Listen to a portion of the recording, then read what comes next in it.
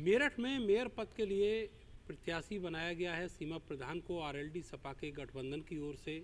लेकिन कल से ही ऐसे बहुत सारे जो फेक पोस्ट हैं वो सोशल मीडिया पर वायरल हैं, जिनमें ये बताया जा रहा है कि समाजवादी पार्टी और आरएलडी गठबंधन में इस प्रत्याशी की वजह से कहीं ना कहीं कोई दरार पड़ गई है और अब मनीषा अहलावत को यहाँ से प्रत्याशी घोषित कर दिया है। आरएलडी ने राष्ट्रीय प्रवक्ता हैं मनीषा अहलावत और कैंट विधानसभा से 2022 में उन्होंने चुनाव भी लड़ा था। मेरे साथ जो राष्ट्रीय सचिव हैं राजकुमार सांगवान जी, वो मेरे साथ मौजूद है। सर, ये बताइए कि इस तरह की जो खबरें चल रही हैं इनकी सत्यता क्या है? क्या वाकई में कुछ दिलों में दरार पड़ी है? नहीं, देखिए, कल हमारे भी संज्ञान में आया और हमने देखा भी सोशल मीडिया पे कोई फर्जी फेक सूची किसी ने उस पर वो डाली है। उसमें बहुत सारी नगर पंचायत, नगर पालिका और मेरठ नगर निगम का भी उसमें प्रत्याशियों का जिक्र है, लेकिन ये सूची फेक है, फर्जी सूची है। किसी ने शरारत की है और शरारत करने के पीछे कौन लोग हैं इसके लिए भी इसके लिए भी जांच हम करा रहे हैं। उसकी कमेटी भी हमने एक बनाई है कि ये जानकारी इसमें ज़रूर जुटाई जाए कि इनके पीछे कौन लोग हैं, कौन लोग काम कर रहे हैं। लेकिन जहाँ तक मुझे लगता भी मुझे ये जो कल जो सूची सोशल मीडिया पे जो चलाई गई है, ये कहीं ना कहीं बौखलाहट का नतीजा भारतीय जनता पार्टी का है। और वो उनके कहीं ना कहीं जो एक्टिविस्ट हैं जो सोशल उस पर काम करते हैं सोशल मीडिया पे, ये कहीं ना कहीं बना के उन लोगों द्वारा डाली गई है। वो पूरी तरह निराधार है, इसमें कोई दम नहीं है। और जहाँ तक सवाल है गठबंधन का, ये समाजवादी पार्टी ने अपने हिस्से में इस सीट को लेकर नगर निगम मेरठ को अपना प्रत्याशी उन्होंने तय कर दिया है। और जो प्रत्याशी उन्होंने तय करा, गठबंधन तो उसी को चुनाव लड़ाएगा जो राष्ट्रीय अध्यक्ष समाजवादी पार्टी अखिलेश यादव जी की तरफ से उनको प्रत्याशी बनाया गया, सीमा प्रधान जी को। और गठबंधन में हम लोग हैं, राष्ट्रीय लोकदल और समाजवादी पार्टी के कार्यकर्ता मिल के गठबंधन के प्रत्याशी को ही के लिए मजबूती से काम करेंगे, मजबूती चुनाव लड़ाएंगे और ये चुनाव हम जीतेंगे, ये तय है। भारतीय जनता पार्टी में टिकट को लेके कोई आपस में क्लैश तो नहीं? नहीं, कोई ऐसा कोई विवाद है नहीं, कुछ किसी प्रकार का विवाद नहीं है। पैदा भी नहीं हुआ? नहीं, पैदा हुआ ही नहीं है। तो ये तो शुरू से ही जो माननीय अखिलेश यादव जी और माननीय जयंत चौधरी जी जो राष्ट्रीय अध्यक्ष हैं दोनों हमारे दलों के नेता, उनकी आपस में बातचीत होकर बिना सहमति के साथ ही उन्होंने अपनी कोटे में उनके सीट है, उन्होंने अपना कैंडिडेट डिक्लेयर करा, उन्हीं को अधिकार है कैंडिडेट बनाने का। इस तरह के जो वायरल फेक पोस्ट जो चला रहे हैं सोशल मीडिया पे, उनके खिलाफ कोई कानूनी कार्रवाई भी आप करने जा रहे हैं? नहीं, हम उसकी जांच करा रहे हैं। हमने कल ही उसमें 3 सदस्यीय कमेटी उसकी बनाई, उसकी जांच करा रहे हैं। इसके पीछे हैं कौन लोग, अगर इसमें कहीं ना कोई भी है, इसमें जो भी है, हम जांच कराने के बाद में उसके खिलाफ कानूनी कार्रवाई जरूर करेंगे, उसकी शिकायत हम दर्ज कराएंगे। अच्छा, मेयर पद पर की जो सीट है मेयर पद की, वहाँ पर आपकी दावेदारी नहीं, लेकिन जो बाकी सीटें हैं पश्चिमी उत्तर प्रदेश में बहुत सारे विधायक भी हैं आपके, तो कहाँ की ऐसी सीटें हैं जहाँ पर आपने दावेदारी की है?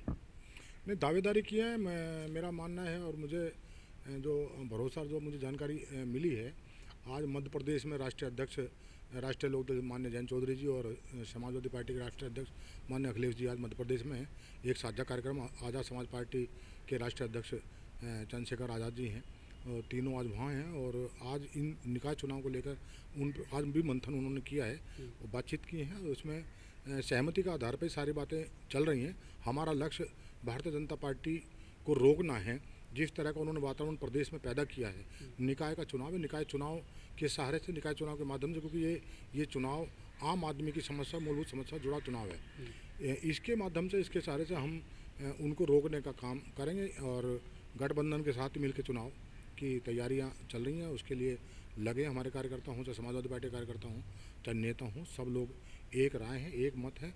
टिकट मांगना अधिकार है, सब मांगते हैं, अपनी अपनी दावेदारी करते हैं, लेकिन जिसको पार्टी टिकट देगी उसी के साथ सब लोग काम हम लोग करें। अच्छा, ये बताइए कि जो सीमा प्रधान को यहाँ प्रत्याशी बनाया गया है, उनकी बड़ी दावेदारी है यहाँ मेयर पद की सीट पर, आपको लगता है कि वो बीजेपी के मुकाबले एक मजबूत प्रत्याशी होंगे? स्वाभाविक मजबूत है।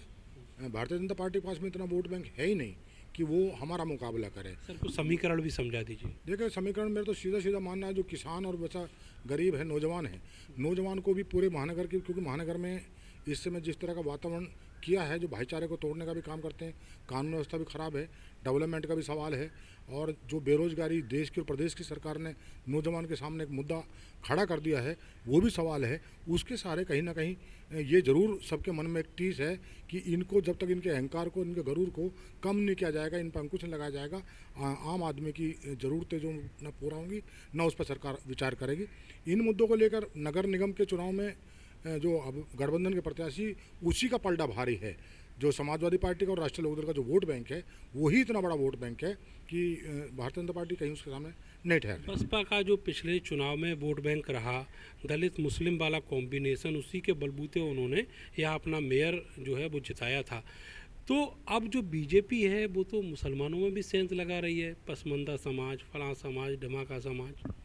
सेंध लगाने का एक्चुअली उसका कोई ज़्यादा आधार जनाधार उस चीज़ को उनको हासिल होने वाला है नहीं।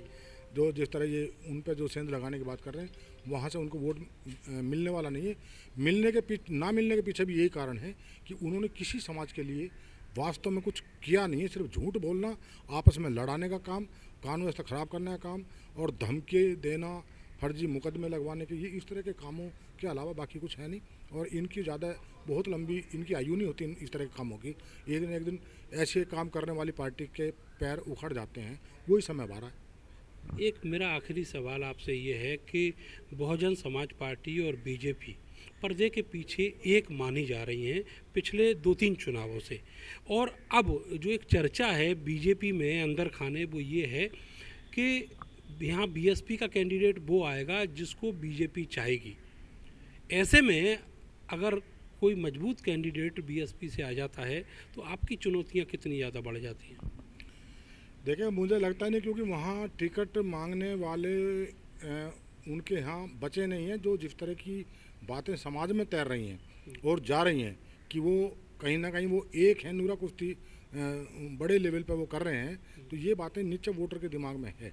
और वोटर जो भारतीय जनता पार्टी के शासन से परेशान है, इनके कारनामों से परेशान है, वो इन तरह की बातों में आने वाला नहीं है। वो गठबंधन को वोट देगा और इनको शिकत देगा। और इनके पास अब कोई मजबूत कैंडिडेट बचा भी नहीं है ऐसा कि जो वोटों में कोई नुकसान कर दे। गठबंधन की वोटों को तोड़ना, नुकसान देना, उनको कमज़ोर करने का अब कोई मेरे हिसाब से कोई ऐसी इनके पास में कोई शक्ति अब बची नहीं है। चलिए, बहुत बहुत शुक्रिया आपका सांगवान साहब। तो अभी हाल ही में राष्ट्रीय लोकदल का जो तमगा था क्षेत्रीय पार्टी का, वो चला गया, लेकिन पिछले विधानसभा चुनाव में कई सारे विधायक राष्ट्रीय लोकदल के जीते, और जिस तरीके से समाजवादी पार्टी से उनका गठबंधन है, उसको देखते हुए इस निकाय चुनाव में पश्चिमी उत्तर प्रदेश वो इलाका है जहां पर राष्ट्रीय लोकदल अपनी मजबूत पकड़ रखता है, और यहीं पर एक अच्छी मजबूत दमदार उपस्थिति भी वो इस चुनाव के नतीजों में दर्ज कराएगा। और वही कॉन्फिडेंस जो राष्ट्रीय लोकदल के नेता हैं उनके चेहरे पर, उनकी बातों में दिखाई दे रहा है। देखना होगा कि इस चुनाव का जो ऊंट है वो किस करवट बैठता है। कैमरा सहयोगी सानू के साथ में नरेंद्र, भारत समाचार, मेरठ।